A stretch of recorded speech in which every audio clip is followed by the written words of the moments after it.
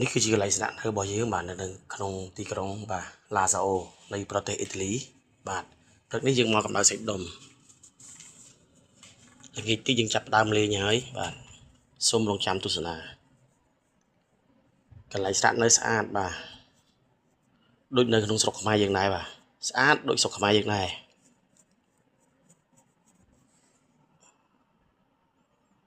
សូមចូលរួមទស្សនាទាំងអស់គ្នាផងដែរបាទ